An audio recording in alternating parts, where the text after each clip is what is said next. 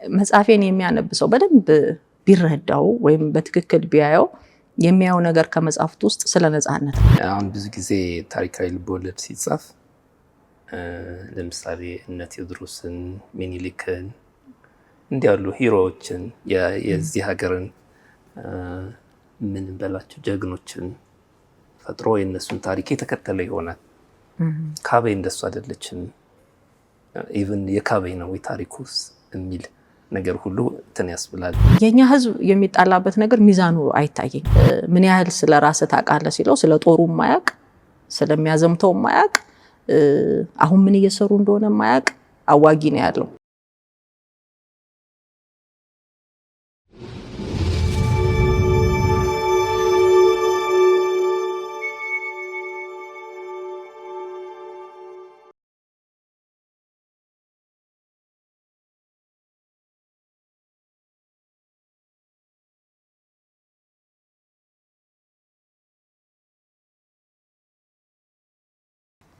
ክብካቦት የተባለው መጽሐፍሽን ስለታተመ ለዚህም ስለበቃ ደስ ብሎኛል። እንኳን ደስ አለሽ፣ እንኳን አደረሰሽ።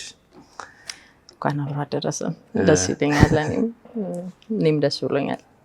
ላንተም ያው ስራ ስለሆነም ጭምር ለሁለታችንም ነው ደስታ። ከርዕሱ ጀምረን ብንጨዋወት ክብካቦት ለምን ተባለ መጽሐፉ? እዚህ ውስጥ ክብካቦት የምትባል ካራክተር አለች። ስትቆላመጥ ካበይ የተባለች ሙሉ ታሪክ ከዳር እስከ ዳር የሷ ነው። ክብካቦት ምን ማለት ነው? ለምን እንደዛ ተሰየመች? ለመጽሐፉ ስለምን ክብካቦት የሚለው መረጥ ነው? እሺ፣ መጽሐፉ ላይ ክብካቦት የሚለው ስም የተወሰነ ነገር እኔ መጽሐፉን ስጽፈው ክብካቦትን በስም አላቀው፣ ግን ካበይ በኋላ ካብ የሚረገጥ ነገርና የሚካብ እንደሆነ በትክክል እንትን ብያለሁ። ግን ሞር እኔ የጻፍኳቸው ጽሁፎች ላይ ቅድም በግል ስናወራም ነገር ያለው የኔ ስራ አይደለም ካምሮዬ ነው የሚመጣውና ክብካቦት ካበይ በኋላ ነው እንደዛ መሆኑን ራሱ ያወቅኩት እንጂ እንደ ርዕስ ያረኳት ያው ክብካቦት ኃላፊዋ እሷ ስለሆነች ያለፈችበት የሄደችበት ዳናዋ መንገዷ የእሷ ስለሆነ ነው ሞር ስሙን የወሰድኩት። በኖርማል ቃላችንም ላይ ካብ በድንጋይ አካባቢ በድንጋይ ይሰራል አይደል? ትግራይ ክልል እሱንም እንደገና የሆነ በቅሎ ላይ ምናምን መወጣጫ አለ ካብ። ከዛ ጋር አንፃር ክብካቦት እንደዛ ነው። ግን ትርጉሙን ያወቅኩት በኋላ ነው እንጂ መጀመሪያም ክብካቦት ምን እንደሆነ እኔም አላውቅም። በጣም ኢንተረስቲንግ እንትን አለው፣ ታሪክ አላት እሷ። የወጣችበት የወረደችበትን ስታይ እዚህም ከበሩ ላይ ያለው የስሟን የተሰነጣጠቀው የምናምኑ የሚያሳይ የሚወክለውም ነገር ያለ ይመስላል። ከከበሩም ጀምሮ ይሄ መጽሐፍ ጠቅላላ ስለምንድን ነው ማለት እንችላለን? አሁን ባጭሩ የክብካቦት ታሪክ ሞር የኔ መጽሐፍ ትኩረቱ ትግራይ ላይ ነው። ለኔ የትግራይ ህዝብ ልክ ከዞኖቹ ስር እንዳለው ሳር ነው ብዬ አስባለሁ። አስተውለ ከሆነ ዞኖቹ ማንም ሰው እዛ ቦታ ላይ ቢገኝ ትኩረቱን የሚያደርገው ዞኖቹ ላይ ነው። በቃ ዞኖቹ እንዴት ነው? አንተም ቢሆን ዞኖች ሲጣሉ ብትደርስ ዞኖቹ ላይ ነው ትኩረት የምታደርገው። ከስር ስለሚረግጡት ሳር ብዙ ጊዜ ሰው ትኩረት አይሰጥም። ለእኔ ትግራይ እንደዛ ነው ብዬ አስባለሁ። ሳሩ እዛ ቦታ የመቀመጥ ፍላጎት ኖሮት ወይም አማራጭ ኖሮት አይደለም የመጣውና እዛ ቦታ ላይ ሆኗል። ግን የመረገጡን እድል ቀድሞ ስለወሰደ ምንም ማድረግ አይችልም። ለእኔ ትግራይ እንደዛ ነው እና መጽሐፌ ውስጥ የሚሳሳቡትን ኃይሎች ትግራይ ላይ የወረደውን ነገር ሳየው ሞር የጻፍኩት ስለ ትግራይ ነው። በድጋሚ ለምን ስለ ትግራይ ጻፍሽ እንዳትለኝ መነሻው አምሮዬ ነው ብያለሁ። ከዛ ውጪ መጽሐፌን የሚያነብሰው በደንብ ቢረዳው ወይም በትክክል ቢያየው የሚያየው ነገር ከመጽሐፍት ውስጥ ስለ ነፃነት ነው። እኔ ምን አስባለሁ መሰለክ፣ ነፃነትን ቀደህ ለክተህ ሰፍተህ አይደለም ልትሰጠው የምትችለው ለሰው ብዬ አስባለሁ። እንደኔ ግምት ነፃነት የሆነ ሰውኛ ሚዛን ላይ አስቀምጠህ የምትሰጠው ነገር ብቻ ነው። በሰውኛ ሚዛን ደግሞ እኔም አንተም ሌሎቻችንም ልክ ነን፣ ሰው ብቻ ሆነን ስለምንመዘን ማለት ነው። ስለዚህ ነፃነት ያ ነው ለኔ። በሰውኛ ሚዛን አስቀምጠው የሆነ ሰው የሚጎድል የሆነ ሰው የሚጨምር የለም። ለኔ መተንፈስ እንደሚያስፈልገኝ ላንተም መተንፈስ ያስፈልጋል። ነፃነትን እኔ የምረዳው በዛ መልኩ ነው። እንዳለመታደል ደግሞ አፍሪካ ውስጥ ያለን ህዝቦች ነፃነትን ሊሰጡን የሚፈልጉት ወይም የነፃነት አውጪዎቻችን ራሱ ስለ ነፃነት በደንብ አይረዱም ወይም አያውቁም ብዬ አስባለሁ። ወይም አይፈልጉም፣ ቢረዱም ያንን ነገር መተግበር አይፈልጉም። ጽሁፌ በአብዛኛው ነፃነት ከማጣት ነው። አንድ ማረፊያ ያጣች ሴት ናት። ወንበር ይዘህ ማረፊያ ታውቃለህ? ምን አይነት መሰለ ቦታ አለ የሆነ ቤት ውስጥ ገብተህ ወንበሩ እኮ ይዘኸዋል አለ፣ ግን ማረፊያ ማጣት ታውቃለህ? የሆነ ቦታ ወንበርን ይዘህ ልትጠጋ ሞክረህ ግን ምንም ጥቅጥቅ ያለበት እንደዛ አይነት ነፍስ ናች። ትግራይ ውስጥ በመወለዷ ከዛ ውስጥ ያለውን ችግር የግድ መቅመስ ነበረባትና ማረፊያ ያጣች ነፍስ አይነት ነገር ነው። ይሄ ለምን ተከፈለ ብለህ ስታስብ ለነፃነት ነው። እንግዲህ ትክክለኛ እንትኑ ነፃነት ነው። ተበድያለሁ የሚል አካል አለ፣ በድያለሁ የሚል አካል አለ። ሁለቱም የሚሳሳቡት እዛ ውስጥ ነው። ለነፃነት ነው የተከፈለው ዋጋው ተብሎ ነው የሚታሰበው። እና እንደኔ ሐሳብ እንደ አፍሪካ እንደ አጠቃላይ ያልታደልነው ነገር ስለ ነፃነት የሚገባቸው ሰዎች አይደለም ነፃነትን እንድንፈልግ የሚያሳዩን። እኔ በምረዳው ልክ ነፃነት ስታስበው ገና ማሰብ ካለብህ አንድ ነገር ምን ያህል ዋጋ ያስከፍለኛል፣ ምን ያህል ትርፍ አገኛለሁ ብለህ ማሰብ አለብህ። ቢዝነስ አይደለም ግን ነፃነት ራሱ ያንን ማሰብ መቻል አለብህ እንደኔ ግምት። ለምን ካልከኝ የምታወጣው ሰው ነው እና የሰው ህይወት እንደ ቀላል የምትተካው ነገር ስላልሆነ ብዙ ነፃ አውጪዎቻችን ግን ይሄን አያስቡት። ከተሳካላቸው ይሳካል፣ ካልተሳካ ይበትኑሃል። በሁለቱም ተጠቃሚዎች ናቸው። ታስታውስ እንደሆነ ቼ ወደ አፍሪካ ሲመጣ የገጠመው ኮንጎ ውስጥ ይሄዳል። ምን ያህል ስለ ራስህ ታውቃለህ ሲለው ስለ ጦሩ ማያቅ፣ ስለሚያዘምተው ማያቅ፣ አሁን ምን እየሰሩ እንደሆነ ማያቅ አዋጊ ነው ያለው። ልክ እንደዛ ነው ነፃነትን የሚሰብኩን ሰዎች መጀመሪያ የሚሆኑት እንደዛ ነው። ከተሳካላቸው ይቀበሉታል፣ ካልተሳካላቸው በትነው ይሄዳሉ። የምትሞተው አንተ ነህ፣ የምትጎዳው አንተ ነህ፣ የምትደቀው አንተ ነህ። ሌላው ነገር አይመለከታቸውም። ከተሳካላቸው ግን ምን ይሆናሉ? መሪ ይሆናሉ። አየህ፣ ሁለቱም እድል ለነሱ መልካም ነው ማለት ነው። አሁን የኔ ጥያቄ መጽሐፌ ሞር የሚያወራው ስለዚህ ነው።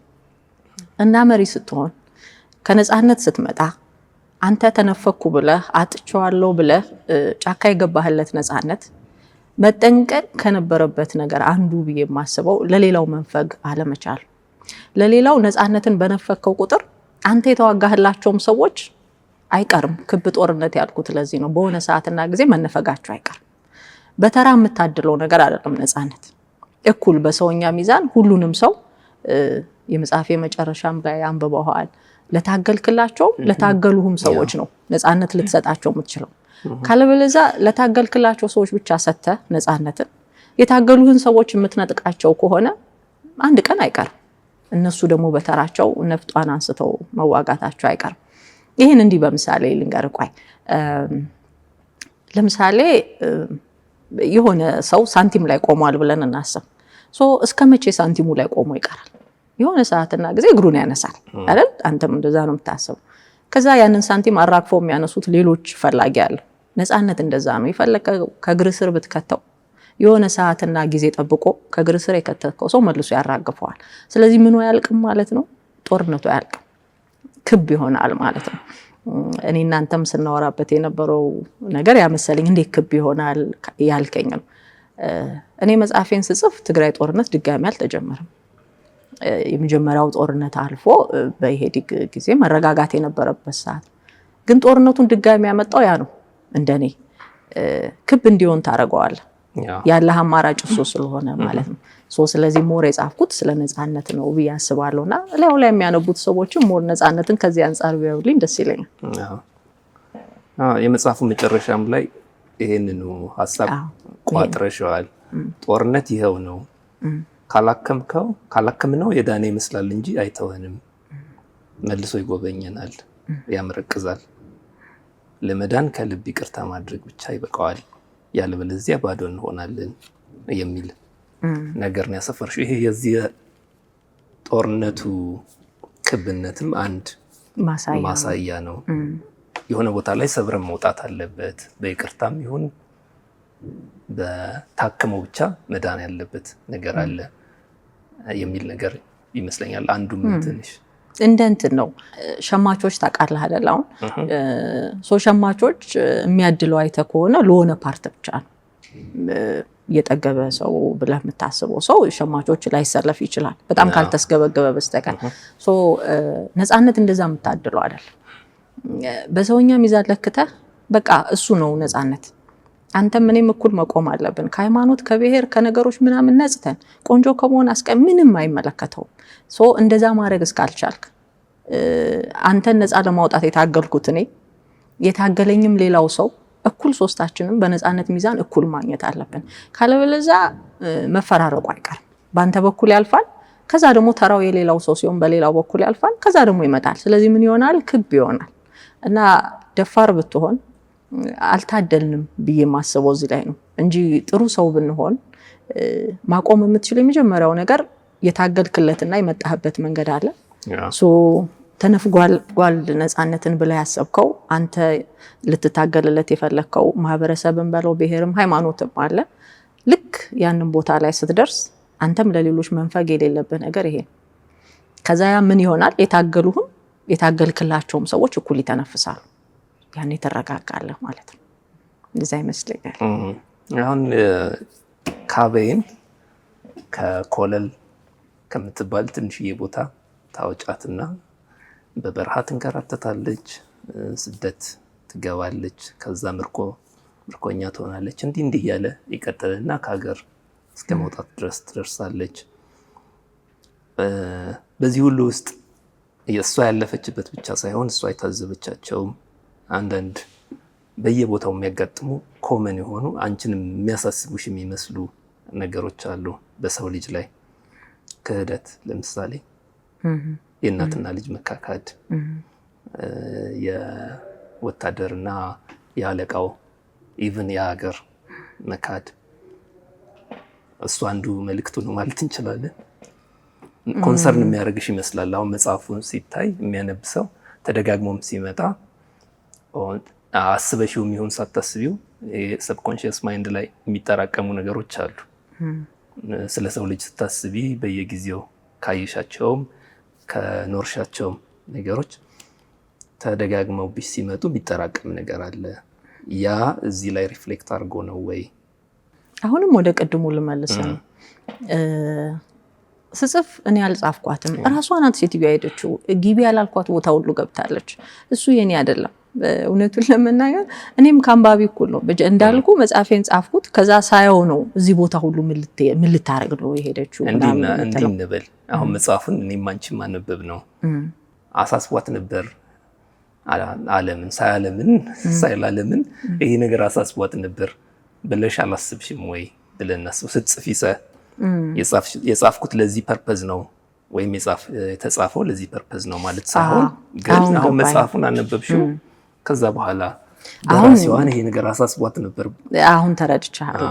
ከመጽሐፍ ወተን እኔ ጋርም ስንመጣ እኔ በጣም ትኩረት የምሰጥበት ነገር ሀገሬን በጣም ወዳታለሁ እና በጣም ያናደደኛል። ብሔር፣ ሃይማኖት፣ ሰው የሚባለው ነገር ባለን ነገር ወደፊት የማያራምደን ነገር ነው ብዬ አስባለሁ እና እሱ ነገር እንትን ይለኛል።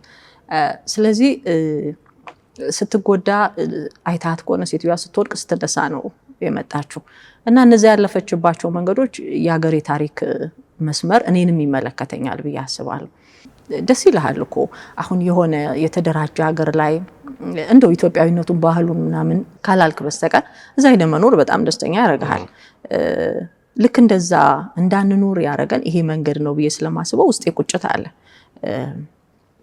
እፈልጋለሁ አንዳንዴ ኦሮሞን ከአማራ ጋር ምን አጣላው፣ ትግሬን ከንትን ጋር ምን አጣላው፣ ቤኒሻንጉሉ ከንትና ጋር ምን አቀያየመው ብዬ እፈልጋለሁ። እነዚህ መንገዶች የማገኘው ሚዛናዊ የሆነ ነገር አላገኝም። ተራ የሰዎች ሀሳብ አንዳንዴ እንደውም አንዳንዶቹ ለመጣላት በቂ ምክንያት አላቸው። የግጦሽ ሳር እኔ የተሻለ ያጣላል ብዬ አስባለሁ። የምሬን የማስበው ወንዝ የተሻለ ያጣላል ብዬ አስባለሁ። ምክንያቱም ከጥቅም ጋር ብቻ ስለምታየው በቃ የግጦሽ ሳር ነው፣ ከብት አለኝ ይጎድለኛል፣ አንተ ወደዚህ አትምጣ ብትል የሆነ ሚዛን አለው ብዬ አስባለሁ። የኛ ህዝብ የሚጣላበት ነገር ሚዛኑ አይታየኝም። ባይንህ ቅርጽ ለክቶ ባንተ አቀማመጥ ለክቶ ወይም ሳትፈልግ በገባህበት በበቀልክበት ነገር ለክቶ መጣላት ጸብ ያለሽ በዳቦ ስለምንወድ ነው ብያስባለሁ። ስለዚህ እነዛ ነገሮች ይከነክኑኛል እና እሱ ውስጥ ተቀምጦ ይመስለኛል እሷ በዚህ መስመር እንድትሄድ ያረኳት። ሂጂ አላልኳትም ሄዳ ነው፣ ግን ስትሄድ ያስኬዳት ይሄ ይመስለኛል። የኔ ስሜት ነው። ሁለታችንም ስለሷ እኩል ነው የምናውቀው። ያው ቀድሞ ማንበብ ነው። አሁን ብዙ ጊዜ ታሪካዊ ልቦለድ ሲጻፍ ለምሳሌ እነ ቴዎድሮስን፣ ሚኒሊክን እንዲህ ያሉ ሂሮዎችን የዚህ ሀገርን ምን በላቸው ጀግኖችን ፈጥሮ የነሱን ታሪክ የተከተለ ይሆናል። ካቤ እንደሱ አይደለችም። ኢቭን የካቤ ነው ታሪኩስ የሚል ነገር ሁሉ እንትን ያስብላል። ምክንያቱም ሪፕሬዘንት የምታደርጋቸው ብዙ ካቤዎች ብዙ ወጣቶች አሉ። የትግራይ ወጣቶች ሊሆኑ ይችላሉ፣ የሌላ አካባቢ ወጣቶች ሊሆኑ ይችላሉ፣ በጦርነት ሰበብ የተጎዱ ወጣቶች እና ሂሮ አይደለም ወይም እሷን ጀግና የማድረግ ነገርም አይደለም። ያንን እንድትወክልልሽ እንግዲህ አሁን እኔ አይደለሁም ስለምትይ ድርሰቱ ያንን እንድትወክል ተደርጋ የቀረበች እንዲሁ ቅድም ስትይኝ የትግራይ አካባቢ ሴቲንግ ወይ ትግራይ አካባቢ ከዛ ይነሳና የተለያዩ አካባቢዎችን ያዳርሳል እስከ ታንዛኒያ ድረስ እንጂ ይሄ ነገር በመላው ሀገሪቱ ያሉ ስፔሻሊ ጦርነት መሀል ላይ ያሉ በዚህ በእኛ ሀገር ብቻ ሳይሆንም በሌሎችም አካባቢዎች ሊሆን ይችላል። ያን ሪፕሬዘንት የምታደርግ ልጅ አትመስልሽም ወይ? በጦርነት መሀል የሚያልፉ ያው በክብ ጦርነት መሀል ነው ያልሽው። በዛ ውስጥ ይሄ ሰርኩላር የሆነ በቃ ተመላልሶ የሚመጣ ማንወጣበት የጦርነት ሳይክል የብዙ ደካማ ሀገሮች ብዙ ደካማ አመራር ያላቸው ሀገሮች እንትን ነው ሪያሊቲ ነው። እነሱን ሁሉ ሪፕሬዘንት የምታደርጋት መስልሽም አሁን ስታነቢያት? እኔ ምን አስባለሁ መሰለክ፣ ያው መቼስ እኔ ባልጽፎም እዚህ ውስጥ ያለው አእምሮዬ ከየትም አንዳንዴ እኔ ያልሰማሁትን ይሰማል ምናምን እንዳልኩ፣ ግን በእኔ እይታ በእኔ ሀሳብ ምን አስባለሁ መሰለህ፣ ብዙ ሰዎች መኢሶን ልክ ነው ኢህአፓ ልክ አይደለም፣ ኢህአፓ ልክ ነው ህወሓት ልክ አይደለም፣ ህወሓት ልክ ነው ደርግ ልክ አይደለም ብለው የሆነ ወገን ሊይዙ ይችላሉ። እኔ ደግሞ የጻፍኩት ልክ አይደለም ከሚሉት በታች ያለው ነው። ለምሳሌ በህወሓት አመለካከት የህወሓት መሪ ልክ ነው በእይታው፣ በኢህአፓ አመለካከት የኢህአፓ መሪ ልክ ነው። ግን ከስር ያሉት ልክ ነው ብለው ባመኑት መንገድ ነው እየሄዱ ያሉት። ስለዚህ መኢሶን ይሄድ ኢህአፓ ይሄድ ህወሓት ይሄድ፣ እኔ ማየት የፈለኩት ምንድነው መሪዎቹንና መንገዱን አይደለም። ውስጡ መንገዱን ስትሄድ አብረው የሚሄዱት ሰዎች ከየት እንደመጡ እንዲታይልኝ ነው የፈለኩት። የሆነ ሰው ኢህአፓ ቢሆን የሆነ ሰው ህወሓት ቢሆን የሚሄደው መንገድ ነው ህወሓትና ኢህአፓ ያደረገው። ሁለቱም ግን እንሄዳለን ብለው ያሰቡት በጣም እንዳከብራቸው እነዛን ወጣቶች የሚያደርገኝ ለሀገር ነው። በተለይ አሁን ቆይ እንደዚህ ላስረዳ። አገራችን ውስጥ ስታየው አሁን ላይ ማናችንም አይደለም የተሻለ እድል እንደው ውስጥ ለውስጥ በሆነ መንደር ሶማሌ ይደረሳል ቢባል ከዛስ በኋላ የሚለው ነው የሚያስፈራል። ከሶማሌ ወጣለው እንዴ የሚለው ነው እንጂ የሚያስፈራ ላለመውጣት የማይፈልጉ ሰዎች ብዙ አይደሉም። በዛ ሰዓት ግን ኢህአፓም ይሁን መኢሶንም ይሁን ህወሓትም ይሁን ምንም ይሁን ኢትዮጵያ በዚህ መንገድ ብትሄድ የተሻለች ናት የሚል የራሳቸው አስተሳሰብ አለ። ግን ሁሉም ሲመጣ የሚመጣው ራስ ወዳድ ሆኖ ግን አይደለም፣ አይዲዮሎጂ አይደለም፣ እሱን አይደለም እኔ ማየት የፈለኩት። አንድ ወጣት ከኢህአፓ ጋር ሲቀላቀል ኢትዮጵያ በዚህ መንገድ ብትሄድ የተሻለች ናት ብሎ ስለሚያስብ ነው። መኢሶንም እንደዛ ስለሚያስብ ነው። አይ አይደለም ተሳስተሃል፣ እንደዚህ ብንሄድ ነው አካሄዱ ላይ ነው የሁሉም ትክክል ያልሆነው እንጂ በሐሳብ ደረጃ ግን ሁሉም ኢትዮጵያ የምትባለው ሀገር እንደዚህ ነው መሆን ያለባት የሚለውን ነገር ነው የሚይዙት እና ለዛ ዋጋ ከፍለዋል። መኢሶን ከፍለዋል፣ ሁላችንም እንደምናውቀው ሁሉም ከፍሏል። በምን ልኬት ነው የህወሓት ትክክል ሆኖ የመኢሶን የሚያንሰው? የሜሶን ትክክል ሆኖ የኢሃፓ የሚያሰው ብለህ ታስባለህ? ሁሉም እንግዲህ ለአንድ ሀገር ነው። ሀገር እንደዚህ ነው መሆን ያለባት አይደለም፣ ወደ ቀኝ ነው መሄድ ያለብን አይደለም፣ ወደ ግራ ነው መዝመም ያለብን ከሚለው አንፃር ካልሆነ በስተቀር ሀገርህን፣ ኑሮህን፣ ቤተሰብህን አይታቸው ከሆነ በጣም ብዙ ይሄ እናቃቸዋለን የምንላቸው ሰዎች የኔ የሚሉትን ነገር ያውም የተደላደለላቸው ያውም ተስፋ የነበራቸው ያውም ደግሞ ለራሳቸውም ሰው ሳያስቡ ጥለው እዚህ ነገር ውስጥ ሲገቡ የሚያስቡት አንድ ነገር ነው አገር በዚህ መንገድ ነው ማዳን ያለብን የሚል ሐሳብ ነበራቸው። ካሁኑ ትውልድ መከበር አይደለም እኔ እንደመላክ ሁሉ ነበር ወይ ያ ትውልድ ብያ በጣም ምርጥ ትውልድ ነበረ ብዬ አስባለሁ። ለሀገር መሞት ቀላል አይደለም። እኔ ያው ሙቺ ብትለኝ ወዳታለሁ ሀገሬን ቅድም እንዳልኩ ግን ምንም እስካልሆንኩ ድረስ ነው ይመስለኛል ወዳት የሆነ ቀን የሆነች ነገር ቢጨርፈኝ እንዴ ሀገሬ ማለት ብዬ የሆነ ነገር ልል እችላለሁ። እንደዛ አይደለም ያ ትውልድ እስከ መጨረሻው ነው። እናትህን ሁሉ ልታሳልፍ ትችላለህ፣ አባትህን ሁሉ እንትን ትላለህ። አንድ የሚታየው ነገር መንገዱ ሄዶ ሀገርን ደህና ከማድረግ አንፃር ነው። ታማለች የተባለች አንድን እንትን ደህና ከማድረግ አንፃር ነውና በእኔ እይታ ሁሉም ወጣት ተጎጂ ነበር። አጋጣሚ ሆኖ ትግራይ ክልል ሆነ እንጂ ነገሩ የትኛውም ቦታ ላይ ቀብር አለ፣ የትኛውም ቦታ ላይ ሞት አለ፣ የትኛውም ቦታ ላይ በጣም አደጋ ነበረ። ደርግ ደግሞ ደስ የሚለው ብሔር የለውም። ቢያንስ አሁን በሱ እንኳን እንድንስማማ ብዬ ነው እዛ መጽሐፍ ውስጥ ብዙ ነገሮች ያሉት። ደርግን ከምንም ጋር አታዋህደው። ጦርነቱ ትግራይ ቦታ ሜዳውያ ይሁን እንጂ ያው በሜዳ ስትጫወት ትንሽ አስቸጋሪ ስለሚሆን እዛ ጋር ያሉት ተጎድተዋል ብለን እናስብ እንጂ ያልተጎዳ ክልል ወይም ያልተጎዳ አካሄድ ወይም ያልተጎዳ ዘር ወይም ያልተጎዳ ሃይማኖት አታገኝም። ስለዚህ እሱን እንድታይልኝ ስለፈለኩ ነው የዞረችው ይሄን ለመልቀም ከየቦታው የሆነ ነገር ቃርማለችና እነዛን አንድ ላይ ስታረጋቸው መነሻቸው ግን ሀገር ነው። ያንን እንድታሳይ ስለፈለኩ ነው ማለት ተረድተኸኛል ብዬ ተስፋ አደርጋለሁ። አይ ጥሩ ገለጻ ነው።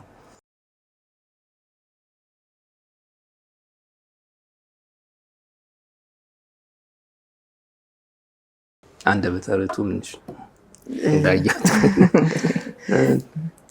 አሁን ይሄን መጽሐፍ ስትጽፊው እንግዲህ ፕሮሰሱ የመጽሐፍ ፕሮሰሱ ቅድም እንደነገርሽን ሲመጣ ተቀብለሽ ወደ ወረቀት የማስፈር ነገር የተጠራቀመው ነገር ወጣ። ከዛ በኋላ መጽሐፍ እንደሚሆን አሰብሽ እና ይታተም ብለሽ ስታስቢ ምን እንትን ይኖረዋል፣ ምን ቫልዩ ይኖረዋል ብለሽ ነው። ማሳተም ሌላ ውሳኔ ነው፣ ለህዝብ ይድረስ ብሎ መወሰን ነው። መጽሐፍ ሌላ ፕሮሰስ ነው። በቃ መጽሐፍ እንዳልሽው ሲያስጨንቅሽ የነበሩ ሀሳቦችን፣ ስቶሪዎችን እነሱን ወደ ወረቀት ማስፈር ነው። ሌላ እንትን ላይ ወደ ሌላ ቻነል ማስተላለፍ እንደመሆን ነው። ይሄ ግን ለህዝብ ያንብበው ተብሎ ወይም 2-3 ሰውን ቢሆን ያንብበው ተብሎ የሚወጣ ነገር ነው። ሰዎች ይሄንን ለምን ያንብቡት ሲመስለኝ ጥያቄህን አሁን በምሳሌ ብረዳው ፎቶ ትነሳለህ አይደል? ፎቶ ስትነሳ ላይቷል ተነሳህ ማለት ነው። ፎቶ ግን ታትቦ ሲመጣ ነው አይደል ፎቶ የሚሆነው። ስለዚህ እኔ ላይቱ ጋር ነበርኩ ማለት ነው። ከዛ በኋላ አሁን ለሰው ሲደርስ ታትሞ ፎቶ እንዲታይ ተደርጎ መጣ ማለት ነው። እዚህ ጋር ሁለት ነገሮች እንትን ይሉኛል። የመጀመሪያው ምንድነው መሰለህ? እኔ ማቃቸው መጻፍ ያለባቸው ሰዎች ነበሩ። እከሌኮ ቢጽፍ የምትለው በሳምንቱ ሀገር አንድ ትሆናለች እኮ እከሌ ቢጽፍ ብለህ እንድታስብ የሚያደርጉ ሰዎች ያጋጥሙኛል። አንዳንዴ ደግሞ በአካል ማቃቸውም ሰዎች አሉ፣ ግን ሰው ማያቃቸው እከሌኮ እንዲህ ቢናገር የምትል ከነሱ አንፃር እኔ መጽሐፌን ሳየው ቅድም ብያለሁ፣ እነሱ ጽፈው ቢመጡ መጽሐፍ እንደ ሰው ኖር ማለት አለበት ብዬ አስባለሁ። በቃ የሆነ ኖር ብለህ ወንበር ትለቃለህ አይደል? የሆኑ ሰዎች ቢጽፉ የኔ መጽሐፎች አይነት ኖር ብለው ለቀው ያንን መጽሐፍ ማስቀመጥ የነበረባቸው ሰዎች ስላልጻፉና እኔ ስለጻፍኩ የሆነ ነገሬ ትንሽ ሸምቀቅ ያደርገኛል ችዬ ነኝ ወይ የሚለው ነገር እንትን ስለማይለኝ። በሌላው እይታ ደግሞ ምንድነው በተለይ በኔ እድሜ ያሉ ሰዎች እንዲረዱ የምፈልገው ወጣቱ ምናምኑ እንዲረዱ የምፈልገው የሚጠቆምበት ብሔር፣ የሚጠቆምበት ሃይማኖት፣ የሚጠቆምበት እጅህን ልጠቆምበት የምትችለው ክልል መስመር ኢትዮጵያ ውስጥ የለም እንዲል እፈልጋለሁ። ለዛ ነው ጥፋተኛ ከሆነ ሁሉም ጥፋተኛ መስመር አለው። ትክክልም ከሰራ ሁሉም ትክክለኛ መስመር አለው። ሲቀጥል ህዝቡ አይደለም ብዬ አምናለሁ። የዚህ ነገር ባለቤት ህዝብ አይደለም። እንዴት ብዬ ላስረዳህ መሰለ? ለምሳሌ 12 ሆነ አንድን ነገር ብታካሄድ ከ12ታችሁ መሪ የሆነው አጠፋ ማለት 12ታችሁ ውስጥ የተባበረው የለም ማለት ሳይሆን የ12ታችሁም መንገድ ግን በዛ ሆኖ ላይሆን ይችላል። እኔ እሱን አምናለሁ። ስለዚህ ይሄ ጥፋት የከሌ ነው ተብሎ እንዲሰጥ አልፈልግም። አገር ውስጥ የከሌ እምነት ነው የከሌ እንትን ነው ሲባል ነው የምትሰማው። ኖ እኔ ጥያቄ የመሪው ነው። መሪውና አይዲዮሎጂውን በተቀበሉት አካባቢ ያሉት ሰዎች ኃላፊነት ነው ያ ነገር ወደዛ መንገድ እንዲሄድ። እዚህ ጋር ይሄን ነገር ልንገር። ብዙ ጊዜ የኢህአፓን ወይውን ጽሁፎች ስታይ ያላመኑበትን ሁሉ ሲያደርጉ ተከታዮቹ ታገኛለህ አይደል? ይሄ እንዴት ሆነ ግን ድርጅቴ ልክ ነው፣ ምንም ቢሆን ልክ ነው፣ በቃ ቢሰፋም ቢጠብም ለብሰዋለሁ፣ ይሄ ኮት ለኔ ያስፈልገኛል ብሎ ነው ሁሉም ያጠለቀው። እንደዛ በሆነበት ሁኔታ ለማን ነው ጥፋቱን የምትሰጠው? መጽሐፉ ላይም ብዙሃኑ እንዲረዳልኝ የምፈልገው በቃ ሰው ሲያነበው እንዲያየው የምፈልገው እኔ አልሰብስባቸው አጋጣሚ አእምሮ የሚሰብስባቸው እንጂ እነዚህ ሰዎች ከተለያየ ክልል ነው የመጡት። ሁሉም ሲናገሩ ስታያቸው ግን እነሱ ያልፈለጉት ችግርና ተጽዕኖ ላያቸው ላይ መጥቶ ነው። ፈልገውት አላመጡትም። ሁሉም አንድ ድንኳን ውስጥ ተገኝቷል። የሆነ ሰው ሊቀብር ይገናኝ እንጂ ሁሉም ግን ከሆነ አቅጣጫ ሲመጣ አልፎ የሚመጣው የድካም መስመር አለ። እኛ ያ ነው እንዲታይልኝ የፈለኩትና በግልጽ በተለይ ይሄ ነፃ ሊያወጣ የሚፈልግ ሰው ከዛ አንተ እሱን ለመከተል ስታስብ ተጎድተሃል የሚልህ ሰው ወደ ሌላኛው ሰው አንተ እኮ እንደዚህ አድርጎሃል የሚልህ ሰው ካለ እነዛ ሰዎች ከመከተል በፊት እንደዚህ አይነት ሐሳብ እንድታስብ ፈልጋለሁ። ምንድነው እንትኑ እኔ የተጎዳሁት በማን ነው? ማንነውስ ትክክለኛ የኔ ጎጂ? እኔስ ሌላውንስ አልጎዳውም ወይ? የኔ መስመር ትክክል ነበር ወይ? የኔ የሚባሉት ሰዎች ትክክል ሚዛናዊነት እንዲያይበት ስለምፈልግ ነው። ያንን ሞር ሲያነቡ ሰዎች ያንን በተለይ ለሁሉም አንባቢ ዶሪ አይጥ ንጉስን አንብቦ ሁሉም ሰው ቢቻል ያነበበው ሰው በሙሉ ምን ተሰማህ ብዬ መጠየቅ ፈልጋለሁ። ምንድነው ያየው እዛ ውስጥ? ዶሪ ማን ነበር? የህይወት መስመርህ ይቀይርሃል አይደል? አንዳንዴ የምትለብሰው ልብስ አንተ እንደሚቀይር የምትሄድበት መስመር አንተን ይቀይርሃል። የመጣበት ጥግ ቀይሮት እንደዛ ሆኖ ሲያዩት ላይጥ በጣም ይንሰፈሰፍ የነበረ ሰው አይጥን ከመግደል ማኖር የተሻለ እንደውም ደግሞ ከአይጡ ጋር ሴንስ አድርጓል። አይጡ ውለታይን ቆጥሮልኛል ይላል እና በዚህ ልክ ይሄ እንዴት ነው አንዳንዴ በሀገራችን ላይ ሴት ሩህሩህ ናት አይደል? እንደዚህ ሰው ሲንሰፈሰፍ እንደ ሴት እንደዛ የሚንሰፈሰፍ የነበረ ሰው በሆነ አጋጣሚና ሁኔታ ጨክኖ ሰው ሲዘነጥል ታየዋለህ እና ለራሱም ይላል ለምንድን ነው እንደዚህ ሆንኩት ሲል ነገሩ ነው እንደዚህ ያደረገው በሆነ ሁኔታና እንትን ቅድመ ሁኔታ አስቀምጦ አልገባም። የኔ ባህሪ ዛሬ ነው እንደዚህ ሆነ።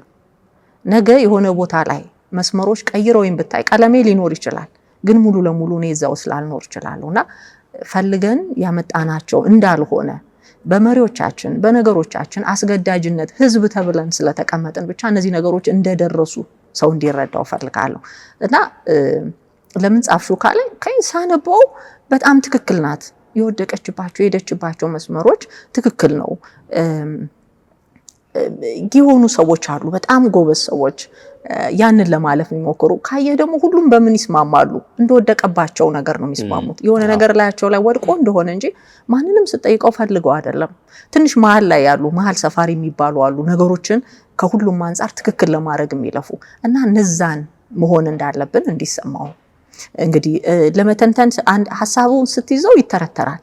ባጭር ልገልጽልህ ስላልቻልኩ ለታይም እንትን እንጂ ይሄ መስለኛል ለኔ የዶሪ እንትን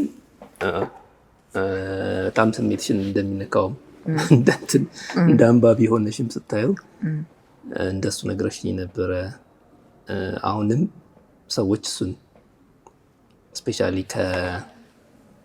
በሁኔታዎች ምክንያት የሰው ባህሪ የሰው ኤሰንሱ ሊለወጥ እንደሚችል እንዲረዱበትም ብለሽ አመጣሽው እንጂ ኢሞሽናልም አታችመንት ያለሽ ይመስላል ከሱ ጋር።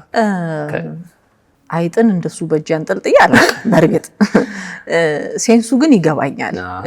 እናቱ ጋር ያለ ጓደኝነቱ ኢቭን ሳህሌ አይተው ከሆነ ከሙታኖች ጋር ያወራል። እንኖር ይመስል ጥላት አለን እያለ ነው የሚያወራው። እና ሙታኖቹ ራሱ የሚያስተምሩ ይመስለኛል። አይተው ከሆነ አንደኛው ጥላት ሞት ምን ይመስላል ይላል። ሟቹ ሳሌ ሲመልስለት ሞት ሚስቱ ላይ ሄዶ ምንም እንዳላረገ ፊቱን ኮስተር አድርጎ የሚገባ ባልን ይመስላልና በአደባባይ ማፈር አይነት ነው ይለዋል። ስለዚህ ያላገባን አናፍርም ማለት ነው ብሎ ይጠይቃል። ሞት መሀልም ሆነክ ያስወራሃል ነገሩ። ሌላኛው ደግሞ ሲሄድ ታየዋለህ ሲሳብ የት ነው የምትሄደው ሲለው እናቴ ጋር ይላል። ቆስሏል፣ መሄድ አይችልም፣ ሊሞት ነው። ሰው የመጣበት መንገድ አለ። ሳሌ ጀግና ነው ለኔ። ዶሪ አንዳንድ ሰዎች በህይወትም አጋጣሚ ብዙ ጽሁፎች ላይ ብቻ አይደለም በህይወት አጋጣሚ ማይተ ከሆነ የራሳቸውን ቁስል መስፋት የሚፈልጉ ሰዎች አሉ። የሚችሉ ቢቻል በአቅምም ጤነኛ ሰዎች ሆኖ ለሀገርም እንደዛ አይነት ሰዎች ናቸው የሚያስፈልጉት ብዬ አስባለሁ። አንድ ሰው የራሱን ቁስል መስፋት መቻል እንትንነት ደፋርነት ብቻ አይደለም፣ ጥበብም ይጠይቃል። እንኳን የራስ ቁስል የራስን ሱሪ ለመስፋት ጥበብ ይጠይቅ የለ። አስብ እንደ ሳህሌ አይነት ሰው ሆኖ የዶሪን ቁስል ሰፍቶ ከሙታኖች ጋር ሲያወራ ውሎ ከዛ የመጨረሻ አባባሉን አስታውሰ ከሆነ ምንም በጎ ስራ የለኝም እና ለፈራጁ ዛሬ አጠጣዋችሁን ውሃ አስረዱልኝ በተራችን እስከምንመጣ እንደውም እዚህ ብሞት ይሻላል ብሎ ያስባል። ምክንያቱም ብዙ ሟች ስላለ መንገድ አይጠፋኝም፣ እኔ በጎ አልሰራውምና እዛም መንገድ የሚጠፋው ይመስለዋል። ሞት ላይ እንድንቀልድ ያረጉን የህይወታችን ክብደቶች ናቸው ብዬ አስባለሁ። ወታደር ሆኜ አላቅም፣ ግን ከአንድ ወታደር በጣም ከባዱ ነገር የሚመስለኝ የሆነ ወታደር ሆነ ስትወጣ ሴንስ ለሌለው ነገር ወታደር መሆን በጣም ያናድዳል። የነሳሌና የነዶሪ ስሜት ይሄ ነው። ሴንስ ስል ምንድነው መሰለ፣ አንተ ወንድም የሆነ ነገር ሊደርስብህ ብሎ አንተን ለማዳን በማረገው ትግል ብሞትም የሆነ ነገርም በሆን ሴንስ አለው ለከሌ ነው ትላለህ። የነዶሪ የነሳሌ አይነት ሴንስ የለውም።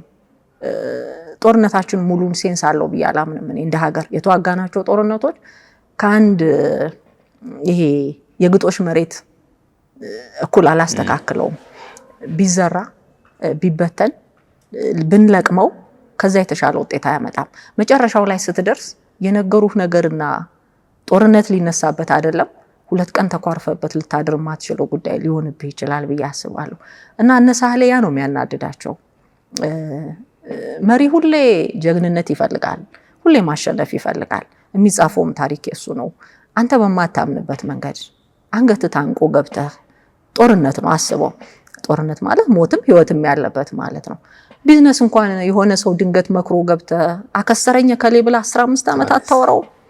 አስበዋል? አንድ እግርህን አንድ እጅህን ያጣኸውን መንገድ እንደቀላል ከሌ ነው ያስገባኝ ማለት አንተ ላታስበው ትችላለህ። ለምሳሌ ያንተ እናት አንተ ጦርነቱ ሳህሌን ሆነ ገብተህባት ቢሆን እና አንተ ብትሞት እንደኔ እኔ ጀግና ነኝ ብዬ አላስብም። ግን እንደ ጀግንነት ስም ላለው ነገር የሚሞት ሰው ደስ ይለኛል።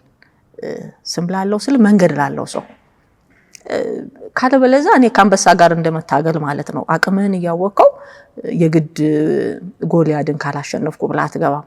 ያለህን ወይ የእምነት ወንጭፍ ወይ የሆነ ነገር ይዘህ ነው መግባት ያለው። ሰው እነሳሌ እንደዚህ ናቸው። ስለዚህ እነሱ ውስጥ ያለው መንገድን ነው ሞር ዶሪ በጣም ያሳዝነኛል። በጣም መንደራቸው መስዋዕት አምሮ ያስባሉ። የዶሪ መንደር የሳህሌ መንደር ምናምን ይታየኛል። የነበራቸው መልካም ነው። አንቆ ጦርነቱ ውስጥ ከተታቸው በዛኛው ወገን ጥላት ነው የሚል ከዛ በኋላ ሲያስቀምጥልህ አንተ ጥላቱ ነው ለዛኛው እና መሞት አለበት። አንተም ለሱ ጥላቱ እንደሆነ ሁሉ እሱ እንዳንተ ጥላት ነው። ግን ጥላትነቱ ለምን እንደሆነ አይገባም፣ አታውቀውም። እና ሴንስ ስለሌለው ነገር የሚሞቱ ሰዎች ስለነበሩ ያሳዝኑኛል። ከሚሸከሙት ቦርሳ እኩል ሐሳብ አላቸው የታጨቀ የሚጠይቁት ለምንድን ነው የምሞተው?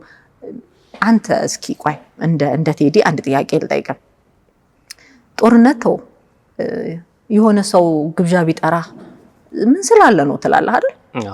ክርስትና ነው ወይ አይ ልደት ነው ምናምን ካላለ እንዲሁ ግብዣ አለኝ የሚባል ነገር አለ። እንደዚህ ሰው ሲደግስ አይተታቃል እንደው ቴዲ አይተታቃል። በቃ ዝም ብሎ ሚስቱን በቃ በትልቁ ድስት ወጥ ስሪ በዚህኛው ቀይ ወጥ አድርጊ ምናምን ብሎ የሚደግስ ሰው አስተውለህ ታውቃለህ? ለምን ምክንያት ያስፈልገዋል? ሰው ለድግስ ምክንያት ካስፈለገው ለሞት እንዴት ምክንያት አያስፈልገው? ለምትሞትበት ነገር እንዴት ምክንያት? ቢያንስ በቂ ምክንያት የላቸውም እኮ ሂድና ሙት ስትባል በቂ ምክንያት ያስፈልጋል ስለምል ነው። በዚሁም ደግሞ እዚህ ጋር የሚታየው ምንድነው መሰለ ወታደር ሆነ ሄደ ስትሞት ትንሽም ቢሆን ደግሞ ከነሜሶን ከነዋሃት አይነት ታጋዮች ከነያፓ አይነት ታጋዮች የተሻለ ነው። ቢያንስ ስም አለ ተጽፎ ነው እከሌ እና እከሌ ጦርነት ገብቷል እዚህኛው ሻለቃ ላይ ነው የተሳተፈው እንዲህ እየሄደ ነው ተብለ ስም አለ። ደሞዝም ታገኛለህ 1 ብርም ይሁን 100 ብር እና ስትሞትም ወታደር ተብለ ትቆጠራለህ።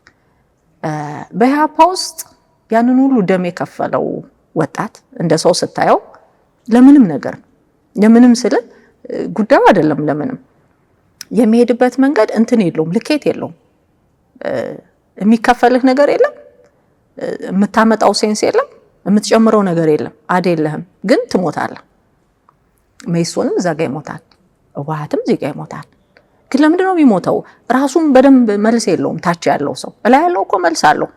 አገር እንዲህ ስለጠመመች እሷን ላስተካክል ማገር ያስፈልጋታል። ማገሩ ነከለ ይዞብኛል አይደለም ምሰሶ ተነቃንቋል አይ ጣሪያው ስለሚያፈስ እሱን እንሰራ ነው ብዙ ነገር ይነግራል። ታች ያለው ሰው ግን መልስ የለውም። በማመን ደግሞ እኔ ንስሐ አባት ቢኖረኝ ንስሐ አባቴ እኔ ነገርኳቸውን ነገር ነው የሚያምኑት። ገድያለሁ ካልኳቸው ለሱ ነው ንስሐ የሚሰጡት። ከመግደሌ ጀርባ ስላለው ነገር አያጣሩ። እንደዛ ነው የሆኑት ብዬ ስለማስብ ሁሉም ሰው እስኪ ዶሪን ሰምቶ ዶሪ ለምን እንዲሆነ ብሎ ሁሉም ቢቻልና ሁሉንም ሰው እንደዚህ ቁጭ አድርገ እሺ ዶሪን ስታነበው ምን ተሰማ ብል ደስ ይለኛል ስለማይሆን እንጂ። እንግዲህ አይ ቲንክ አሁን ሶሻል ሚዲያም ላይ ስላለሽ ይሄ መጽሐፍ ወደ ህዝብ ከገባ በኋላ እንዲህ ያለውን ጥያቄ መጠየቅ እድሉ ይኖርሻል ይመስለኛል። ፊድባክን መስማት አሁን የዚህኛው ዘመን ድርሰት ጥቅሙ እሱ ነው። ፊድባክ ቶሎ ማግኘት ይቻላል በሶሻል ሚዲያ ወላ በቲክቶክም ይሁን በፌስቡክም ይሁን ፊድባኩ ይመጣል ቶሎ እድል አለ። ያው የመጽሐፍ የመነበብና ያለመነበብ ጉዳይ ካልሆነ በስተቀር ብዙ ቻሌንጆች ስላሉት የመጽሐፍ ፕሮሰስ እና ፊድባኩ ሊመጣ ይችላል ብዬ አስባለሁ። ተስፋ አደርጋለሁ። ይሄ መጀመሪያ መጽሐፍሽ ነው በመታተም ሌሎች ስራዎች አሉ? ከዚህ በፊት የተሰራ ስራ ነበረ? ከሱ በፊት የተሰራ ስራ አለ። ትናንሽ ጽሁፎች ናቸው። ትናንሽ ስለ ምንድነው የሚባለው ይሄ አንድ ወጥ ያልሆኑ ጽሁፍ የተለያየ አጫጭር ልቦለዶች ናቸው። እንግዲህ ወይ አሳትማቸዋለሁ ወይ አላሳትማቸው። ሞር እንደነዚህ አይነት ጽሁፎች ሞር ይስቡኛል። የሆነ ሰው አብሬ ይዝበታለሁ ብዬ ስለማስብ እነዛም ትምህርቶች ሊሆኑ ይችላሉ። ግን ለምሳሌ እንዴት ልበለ ዛሬ እኔ ያደረኳቸውን ነገሮች ወይ ትላንት ያደረኳቸውን ወይ የሆነ ጭፈራ ቤት ስለተካሄደ ወይ የሆነ ነገር ብነግርክ ሞር ትንሽ ይሆንብኛል። የሆነ እንደነዚህ አይነት ጽሁፎች አስተምሩም እያልኩ ሳይሆን ታሪካዊ ነገሮቻችን ላይ ስህተቶቻችን ላይ ሞር ብንሰራ የተሻለ ነው ብዬ አስባለሁ። ምን እንትን ይለኛል መሰለ ኢትዮጵያ ውስጥ እንደ አፍሪካም እንደውም ሐሳብ ሲፋጭ አታየው እምል መጀመሪያ እኮ ሐሳብ ቢፋጭ ቢላዎቻችን አይፋጩም ነበር ብዬ ስለማስብ አንተን ለማረድ የሚያስነሳይ እኔን ለመግደል የሚያስነሳ መጀመሪያ የሐሳብ ፍጭት ስለሌለ ነው ብዬ አስባለሁ። እንደኔ ሐሳብ ፍጭት ቢኖረው ባሸነፈው እንስማማና ተስማምተን መኖር እንችል ነበር። አፍሪካ እንደዛ ብዙ የለንም። ሐሳብ ላይ ሳይሆን ስድብ ላይ ነው የምንፈክር። ስድብ ደግሞ ያው መጨረሻው ነፍጥ እንደሚያስገኝ ታውቀዋለህ። ቢቻል ቢሆንልን አሁን እኔ ከርስ ቆጣው በመልሰኝ ምክንያቱም እኔ ማወራው ወሬ ነው አንተ ጥያቄን መያዝ መብት ነው። ምን አይነት ሰዎች አውቃለሁ መሰለህ? ሁለት አይነት ጓደኞች አሉ። የሆኑ ጓደኞቼ ጋር ሲሄድ ምናነሳው ሐሳብ አለ። ዝም ብለህ ከመሬት ተነስተህ ጨረቃ ግን በፀሐይ አትቀናም እንዴ ብለህ ልታስብ ትችላለህ። እና እዚህ ላይ ትከራከራለህ። ምን ያስቀናታል? እንደውም እሷ በማታ መውጣቱ አሪፍ ነው። ባክሳት ደክም ከፀሐይ ወስዳ አይደል ወይ ምናምን ብለህ ትከራከራል። እና ይሄ ሐሳብ አንዳንዴ ቀኑ ሙሉ ሳናስበው ሊያስውለን ይችላል። ረፍት ያልነውን ቀን አይደለም ጨረቃ ትሻላለች ባክሽ በፀሐይ እንደዚህ ሆኗል ምናምን የሚል እና ከመሬት ተነስተህ አንዳንዴ ዛፎች ግን ሳሮችን አልበደሉም እንዴ ጥላቸውን እነሱ ብቻ ማንጀርገግ ነበረባቸው እንዴ ብለህ ልታነሳ ትችላለህ። ስታዩ ሐሳቡ የሚረባ አይደለም። ግን ቀኑ ሙሉ በዛ ሐሳብ ላይ አይደለም እንዲኮ ነው ተፈጥሮ እኮ እንዲ ነው እንደዛ ነው ብለህ ብዙ ነገር ታወራለህ። ከዛ ሌሎች ደግሞ ጓደኞች አሉ እንግዲህ ይቅርታ እንደሚያደርጉልኝ አውቃለሁ እነከሌ ስለማትል ያው እንተና ከዛ ስትሄድ ደግሞ የምታወራው ወሬ አለ። ምን ታወራለህ መሰለህ? አከሊትና አከሌ ልታወራ ትችላለህ። የሆነ መነሻ ነገር ያለው ወይም ተራ የምትላቸው ወሬና የሚያንስብህ እንትን አለ። ሐሳብ ላይ መሟገት ብንጀምር ብንችል የሐሳብ እንትኖች ቢኖሩን የተለየ ጽንፍ መያዝ ችግር የለውም እኮ አንተም ያስከውን ይዘህ እኔም ያስኩትን ይዤ እኔ ነጩ ቀይ ነው ብዬ ካመንኩ በትግል አይደለም ቀይ አለመሆኑን ማሳየት ያለብህ።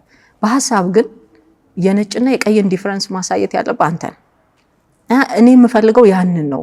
በሐሳብ መሟገት ብንችል ሐሳቦች ቢብራሩ እከሌ እንትን ለማለት ፈልጎ ነው ከምንል ይልቅ ለምን ፈለገ እንዴት ፈለገ። በተለይ እንደዚህ ወደ ላይ ከፍ ያሉት ሰዎች ሞር ሐሳብ ላይ ቢሰሩ እኮ ሐሳባቸው ላይ መልስ ያገኛሉ። ይሄን እንዲህ በምሳሌ ቆይ ላስረዳ። ምሳሌ የሚቀና የለም መሰለህ የምትረዳ ስለሚመስለኝ ነው። በዚህ አንተ የሆነ ነገር አልከኝ ሰው የሆነ ነገር አውርተኸኝ ስለዛ ነገር አንድ ቀን ብቻ አውርተንበታል ብለን እናስብ። ቴዲን በዛች ወሬ እስከ መጨረሻው ድረስ የቴዲ አመለካከት ይህ ነው ብዬ መያዝ የለብኝም።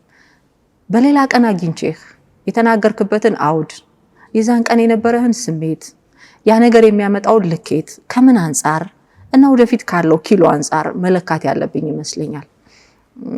ቴዲ በአንድ ቀን ቃሉ ማሰሪያ ሊኖረው ይገባል ብዬ አላምንም። አብዛኛው ግን እንደ ሀገር እንደ አፍሪካም የሆነ ቀን የሆነ ነገር ትለውና ያችን ይዞ የሚሄደው ነገር ነው የሚመራን ብዬ አስባለሁ። በድሎኛል ለማለት አንድ ቀን ይበቃናል። ወዶኛል ለማለትም እንደዛው። ሰው ከራሱ ውጪ ሚዛን መስማት አይፈልግም ብዙዎቻችን። ሁሌ ሚዛናዊ ነገር ከያስክ ደግሞ ሁሌ አንተ ትክክል አትሆን። የሆነ ቀን ደከም ትላለህ፣ የሆነ ቀን ትወድቃለህ፣ የሆነ ቀን እንትን ትላለህ። ሚዛን ሲሆን የጎደልክም ቀን ዛሬ ለምሳሌ ቀንሰ ከሆነ ይሄን ወር ትክክል ነው የሚነግርክ። አይ የባለፈው 80 ከነበርክ እንዳይደብረው ዛሬም 80 ላርጋ አይልህም ሚዛን። ዛሬ 60 ከሆንክ ቢደብርህም ብትደሰትም 60 ነው ይልሃል።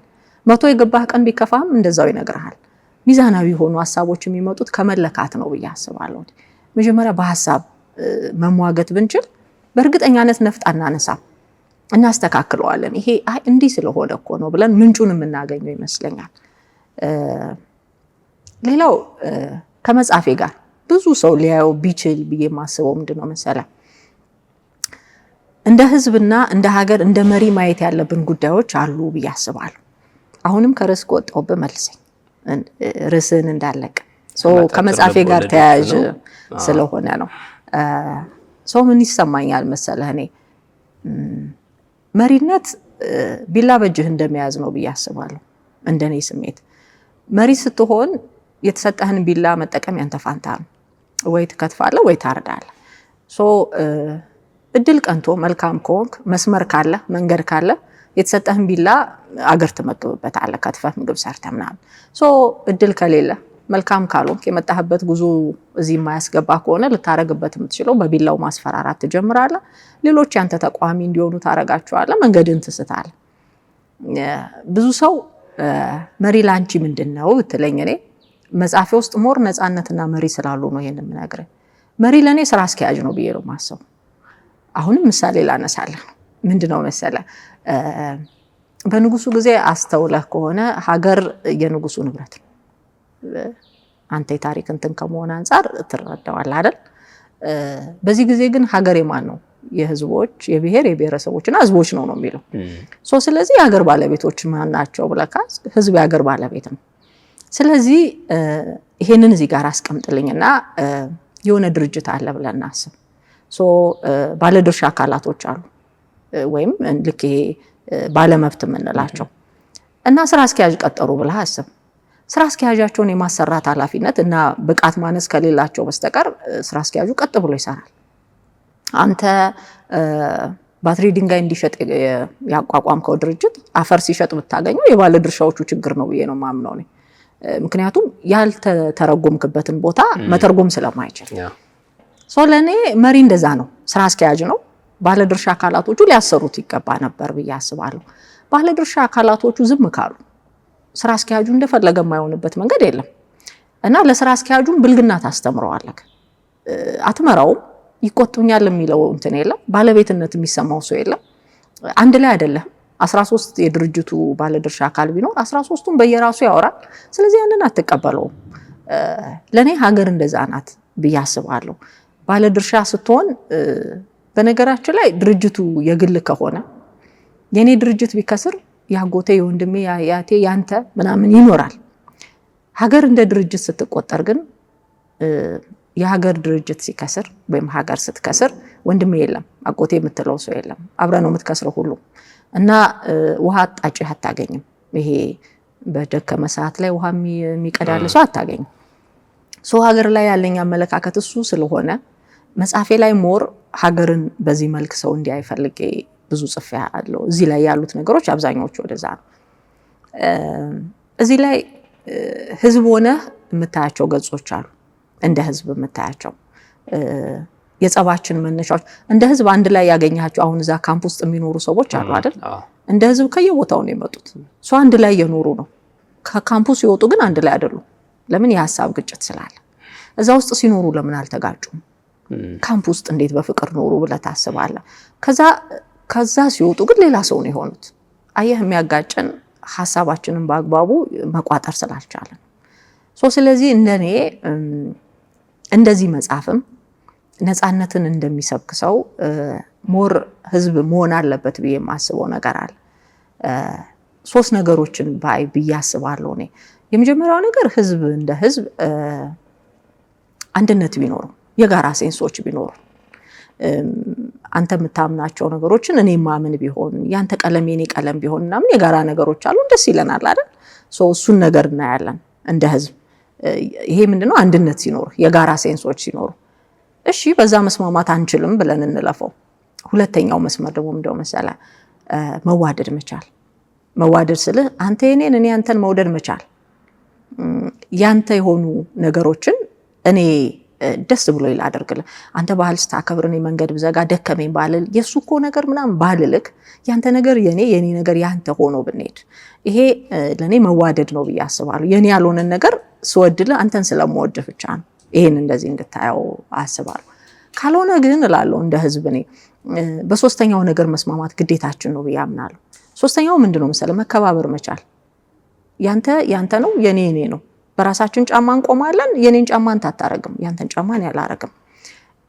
ስለዚህ መነቃቀፍ አንችልም ማለት ነው። አንተ ስትፈልግ በፀሐይ፣ ስትፈልግ በግርዶች፣ ስትፈልግ በሳር፣ ስትፈልግ በእንትን እመን።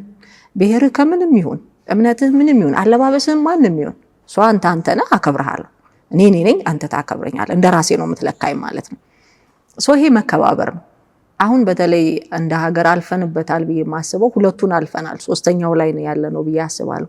ስለዚህ ሶስተኛውን የምናልፍ ከሆነ እኔ እንደውም እንደ አባባል ቤንጃሚን ፍራንክሊን የሚለውን አባባል ታስታውሳለህ? ጆይን ኦር ዳይ የሚለው አንድ መሆን ወይም መሞት የሚለው ነገር።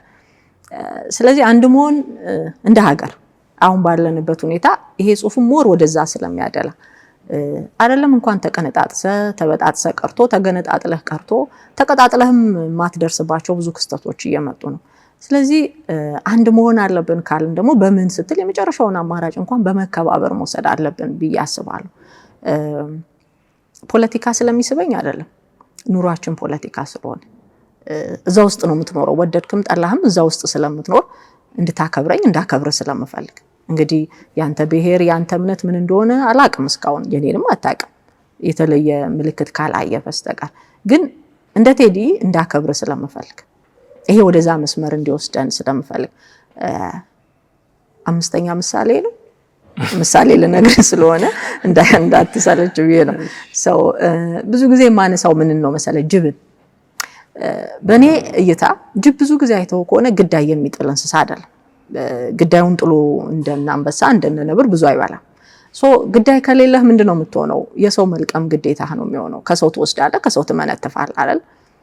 ጅብ ግዳዩን ስለማይጥል መንገድ ላይ ሲሄድ የሆነ ግማሹ የተበላ ዜብራ ላይ ያገኝ ይችላል፣ ግን ባለቤቱን አያውቀው።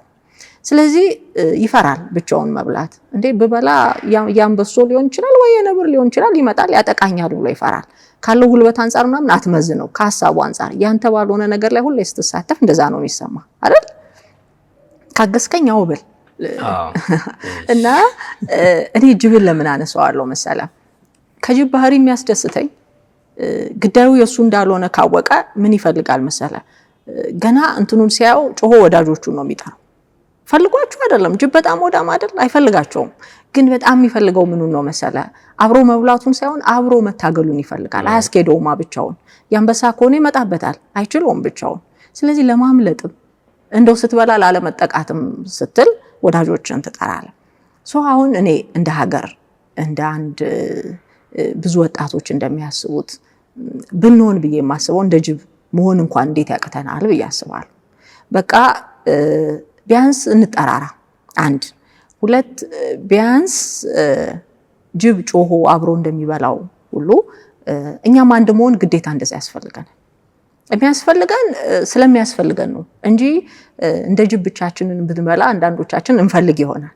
በቃ ይሄን ነገር ብቻዬን ብበላው ምናምን ትል ይሆናል። ድሎቱ ለብቻህ ቢሆን የሚሰራው ነገር በሙሉ አንተ ጋር እንዲሰራ አንተ እንዲያምርብህ ምናምን ትፈልግ ይሆናል። ግን አሁን እንደዛ ያስኬደን። ስለዚህ ካላስኬደን ምን መሆን አለበት ማለት ነው? እንደ ጅብ አብረን መብላት አለብን ግዴታ። ያ በመከባበር አይደል? በመከባበር አህያውን ቀድሜ አግኝቻለሁ አይሰራም። ይሄኛውን እንደዚህ አይሰራም እሱ። ስለዚህ እንደ ጅብ እንኳን ለመሆን ብንሞክር መከባበር የሚባለውን ነገር ብንይዘው ሞር የተሻለ ይሆናል ብዬ ስላሰብኩ ነው እዚህ ላይ ሞር እነሱን አይነት ነገሮች ያካተትኩት። ወደ ጥያቄ ልመለስና ስለዚህ የነበሩት አጫጭር ልቦለዶች ከነሱ ይልቅ ወደዚህኛው ፎከስ ያደረግሽውና ምናልባት ወደፊትም ከዚህ ተመሳሳይ ወደ ሆኑ ስራዎች የምታተኩሪው ምንድነው? ናሽናል ሲግኒፊካንስ ወይም ለሀገር የሚጠቅሙ ለሀገር ፋይዳ ያላቸው ነገሮች ብሰራ ይሻላል ከሚል ነው ማለት እንችላለን። የሀሳብ ሙግት የሚፈጥሩ ስራዎች አሁን ይሄ ሁሉ የተነሳው እነዛ አጫጭር ልቦለዶች ለምን ሳይታተሙ ቀሩ ከሚለው ነው። ለምን መጀመሪያ መጣሽ ይሄኛውን ከነዛ በፊት መጀመሪያ ይሄኛውን እንደሰራውት ሁሉ ሞር እነዚህ ስራዎች ቢቀድሙ በተለይ ደግሞ ይሄኛውን እንድሰራው የገፋፋይ ነገር ምንድነው ሳየው የትግራይ ነገር እኔ ያልኩት ክብ ጦርነቶች አይቀሬ የሆኑ ሲመጡ አየዋቸው።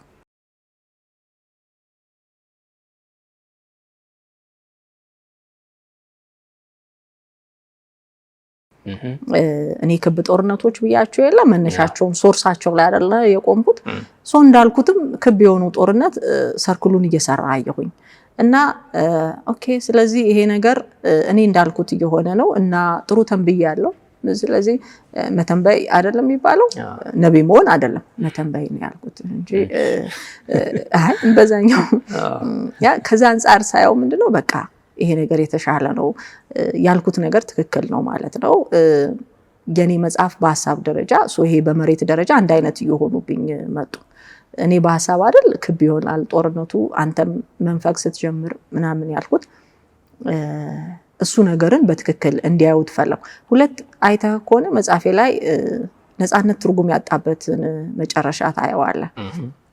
ነፃነት እንደ ቤተሰብ፣ ነፃነት እንደ ጓደኛ፣ ነፃነት እንደ ሀገር ሲጀምር የተጀመረው ለነፃነት ነበር። ሲጨርስ ግን ነፃነትን እዚህ ውስጥ አታገኘውም እና ሁላችንም እንደ ፍለጋ ነው አይተህ ከሆነ ሄድ ነው። እሷም ልክ እንደኛ ነፃነትን እንደ አዲስ ምንድነው እያለች ነው የጠየቀችው። አስበዋል የህይወቷን አብዛኛው ጊዜ አወኩ የምትልበትን እያንዳንዱን ሰዓት እነዚህን ሁሉ ሰዓቶች ነፃነት ተብላ እስከ ህይወትህ ግማሽ አልፈ ከሄድክ በኋላ ነፃነትን ያለማወቅ በራሱ አይደለም። ነፃነት ምንድን ነው ስትባል ከቤት አለ ነፃነት እንደገና እንዳዲስ ሰው አብረን ማለት ይሄ ሁሉ ማረሜና ያያቸው እንደሚባል ማለት ነፃነት የታለ ሲባል አላውቀውም ማለት መቻል በጣም እንዲያውም መሆን እንደነበረበት ስለ ነፃነት ከዚህ ሴትዮ በላይ መናገር ያለበት እሱ ያለ አይመስለኝም ነበር። ግን ሴትዮዋም ነፃነት ምንድን ነው እያለች ነው።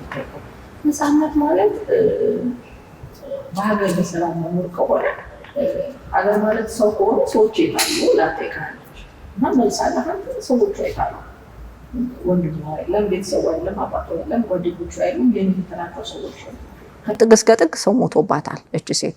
ስለዚህ ነፃነት ሀገር ሰው አይደለም ብላ ነው በቃ የምትደመድመው። ሰው ሀገር አይደለም፣ ሀገር ሰው አይደለም ብላ እንድትደመድም ታረጋታለህ ከነፃነት ጋር አያይዛ።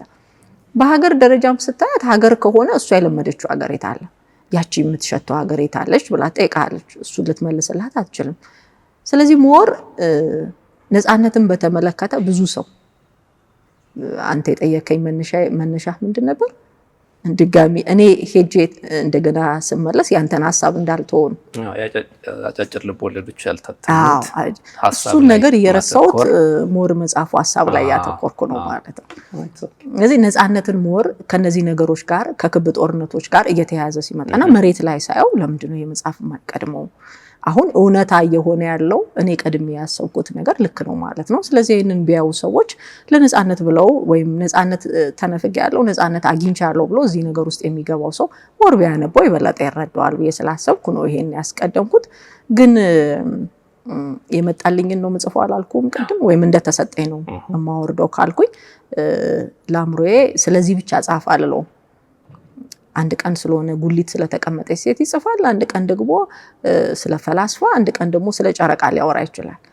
ባገኘሁት ልክ በወረደልኝ ልክ ሌሎች መጽሐፎችን እንደተለያየ አድርጌ አሳትማቸዋለሁ። ግን አሁን እንደነዚህ አይነት ጽሁፎች መቅደም አለበት እና ቦታው ነው ብለህ ስታስብ ቢታተም የተሻለ ነው ያስተምራል ብዬ ስለማስብ በትክክል መለስኩልኝ። እንደምንም አዟዙሬ ደርሰናል እሱ ጋር ሰው አሁን ይሄ መጽሐፍ ወደ ገበያ ወጥቷል። ከትናንትና ጀምሮ መጽሐፉ ገበያ ላይ ውሏል። ምን አይነት አቀባበል የሚኖረው ይመስልሻል? ምን ኤክስፔክት ታደርጊያለሽ? እስቲ እንግዲህ አንድ ነገርን ባንተ ልክ ብቻ ስታወጣው ሙገሳም ወቀሳም እንደሚደርስ አምነን እንዳልኩ ቀድም ደግሞ ሚዛናዊ ነገሮቻችን ላይ አናሳን ዛሬ ያንተን ነገር ስልልህ ጥሩ ሆናለሁ፣ ነገ ያንተን ነገር ስልብህ መጥፎ ነው መሆኑ ብዙ ጊዜ ሰዎቻችን የምንተረጉመው እንደዛ ነው። እንደ ሀገር ትልቅ እንትን የሆነው ሚዛናዊ ነገሮቻችን ላይ ብዙ አይደለም። ስለዚህ አይ የኔ ትክክል ነው ለምን የኔን በዚህ መልኩ ይታያል? በጎ ብቻ ነበር መጻፍ የነበረበት የሰራውት 100% ጽድቅ ነው ብሎ የሚያስብ ሰው እዚህ ውስጥ ይሄ ሊመለከተው የሚችለው ሰው ወቀሳ ሊያመጣ ይችላል። አይ ነው ብሎ የተረዳኝ ሰው ደግሞ ሙገሳ ይኖረዋል ብዬ አስባለሁ። እኔ ግን እሱን አይደለም መስማት የምፈልገው። በጣም ቆንጆ ጻፍሽ አይደለም እኔ የምፈልገው፣ ትክክል አይደለሽም እንዲለኝም ብቻ አይደለም የምፈልገው፣ ምን ተሰማህ ነው የምፈልገው። በጣም ደስ የሚለኝ ነገር እሱ ነው። አንተ ምን ተሰማህ? ይሄ መጽሐፍ ስታነበው እከሊትን ስታያት መንገዷን ስታየው ስትወድቅ ምናምን ምን ተሰማህ? እሱን ከነገረኝ ሰው ቢያሞግሰኝም ቢወቅሰኝም ያው አንዴ አምጥቼዋለሁና የኔ ስራ መቻል ከማሳተም አንፃር እዚህ መጽሐፍ ላይ ያሉት ነገሮች ዋጋ አላቸው ብዬ አስባለሁ። ምክንያቱም ታሪክ ስለሚል ታሪካዊ ልቦለድ ሲል ያው ታሪክ ሲል ዋጋ አላቸው ስለ የኔ በሆነ ነገር ላይ ብቻ አይደለም የጻፍኩት። ስለ ጃኬቴ ወይ ስለ ቤቴ ስታይል ወይ ስለሆነ ነገር ተነስቼ አይደለም የጻፍኩት። አንተም እኔም ይሄን መጽሐፍ የሚያነበውም ሰው እኩል ድርሻ ያለን ነገር ላይ መሬት ላይ ሲወርድ እኩል ክፍፍል ያለን ነገር ላይ ነው የጻፍኩት። ስለዚህ ሰው በሙገሳም ብቻ በወቀሳም ብቻ ይቀበለኛል ብዬ አልጠብቅም። ተረተኛል ልለ የፈለኩት ምንድነው መሰለህ? ስለ ጃኬት ብጽፍ የኔ ጃኬት ገልብጬ ልልበሰው ተርትሬ ልልበሰው እኔን ብቻ ነው የሚመለከተውና ለዛ ሰው ምን አገባህ ልለው እችላለሁ። በቃ ይሄን የተሰማኝ ጻፍኩት። አንተ ጃኬቱን አለመውደድ መብት ነው ልለው እችላለሁ። እንደ ታሪክ ሲሆን ግን ሙገሳውም ልክ ነው ወቀሳውም ልክ ነው ብዬ አስባለሁ። ምክንያቱም ድርሻዎቻችንም በጋራ ስለሆነ ስለ ትግራይ ሳነሳ ስለ ድፍን ኢትዮጵያ ነው። ትግራይ ክልል ያለ አንድ ሰው ቢወቅሰኝ፣ ትግራይ ክልል ያለ ሰው አንድ ሰው ቢያሞግሰኝ ሁለቱም የተሰማቸውን ስሜት ነው እንደ ሀገር ድርሻ ስላላቸው ልክ ነው ባሉት መስመር ከነሱ ጋር ባዩት መንገድ በሄዱበት እንትን ትክክል ናቸው። ስለዚህ ለሁለቱም እኔ ብቻ የምፈልገው ይሄ መጽሐፍ ላነበበ ሰው በተለይ ቅድም ብያለሁ ዶሪን ምን ተሰማ ሳይል ባያልፍ ደስ ይለኛል። በቃ ብችል ስራ ባይኖረኝና ቁጭ ብዬ ሁሉም ሰው እንደዚህ ተሰማኝ የሚለኝን ባነበው ደስ ይለኛል። እንደኔ እዛ ውስጥ ሲገባ ምን ተሰማው ምሉ እንጂ አንተም አንብበ ብትወቅሰኝም ብታሞግሰኝም ልክ ነህ። ምክንያቱም የጋራ ነገራችንን ስላነሳው እንደ ልብ ወለድ ቢሆን ምን አገባ ከፈለኩ ብሰቅለው ብቋጥረው ብፈታው ደረጃ ባስወጣት ባስወርዳት ሴትዮዋን አንተ ምን አገባ ልልህ ይችላል። እንደ ታሪክ ስታስበው ግን ያንተም የኔም አሻራ ነው ያለው። ስለዚህ ባሻራችን ምን አገባ የሚባል ነገር የለም። ስለዚህ ሰው እንደ ስሜቱ ከኔ ጋር የቆመ ትክክል ነው ብሎ ያው ሙገሳን የሚጣላ የለም። ቢቻል ቢያሞግሱኝ ደስ ይለኛል። ከዛ ውጪ ግን ስሜቴ ኖርማል ነው። እንግዲህ ይህ መጽሐፍ ወደ እንግዲህ ብዙ ነገሮቻችንን የያዘ መጽሐፍ ነው። ቀደም ያነሳናቸውን ክፋቱም ደግነቱም ሁሉም አሉበት። የነጻነት ጥያቄዎችም የፍትህ ጥያቄዎችም ብዙር ዋራም አሉበት። እነዚህ ነገሮች ሁሉ የያዘው መጽሐፍ ወደ አንባቢ ደርሶ አይ ቲንክ አንቺ እንትን ብለሽ አላማ ብለሽ ያስቀመጥሽው ስትጽፍ ያላማ ብለሽ ያስቀመጥሽውንም ባይሆን መጽሐፉ ይዞት የሄደውን ይሄ ቴክስት ይዞት የሄደውን አላማ ከግብ እንደሚያደርስ ተስፋ አደርጋለሁ፣ እመኛለሁ። እኔ ጨርሻለሁ። አንቺ ቀረሽ ነገር አለ? እንግዲህ ጠያቂ ጨርሶ ተጠያቂ አያጣም ካልክ ብትገዙኝ ደስ ይለኛል። እስካሁን ወደ ካሜራ እያየሁ አላወራውም። አሁን አንባቢዎቼ እዛ ስላሉ ለነሱ እንደማንኛውም ሰው መጽሐፍ ሲገዛ ደስ ይልሃል፣ መጽሐፍ ሲሸጥ ደስ ይልሃል፣ ሐሳብ ሲሰጥ ሰው ደስ ይልሃል። ወቀሳም ይሁን ኢቭን መጽሐፉን ከማያነበው ሰው ይልቅ አንብቦ እኔን የሚወቅሰኝ ሰው ፈልጋለሁ፣ እሱ እንዲሆን ፈልጋለሁ። በሚቀጥለው ልጻፍ ወይስ አልጻፍ የሚለው ነገር ይሄኛውን አይቶ እንዲራመድ አንባቢው የተሻለ ቢደግፍ ጥሩ ነው ብዬ አስባለሁ። ይቅናሽ ላለው ስለዚህ መጽሐፉ ላይ እንድትፈርምልኝ ተስፋ አደርጋለሁ። ግዙኝ እያልኩ በነፃ መጠየቃውን አስበሻለሁ። አመሰግናለሁ። ፊርማ አልችልም። በነገራችን ላይ አሁንም መጽሐፌን ስፈርም በእንትን ነው የምፈርመው፣ ባሻራ። እሺ፣ ፊርማ አልችልም። ላንተ የምፈርምልህ ፊርማ ካላሳቀህ ስሜን ብቻ አልጻፍል። የመስመር ነገር አይሆንልኝም። ኦኬ፣ መስመር ይዞ መሄድ እንጂ መስመር ሰርቶ ማስኬድ አልችልም። አመሰግናለሁ። እሺ፣ አመሰግናለሁ።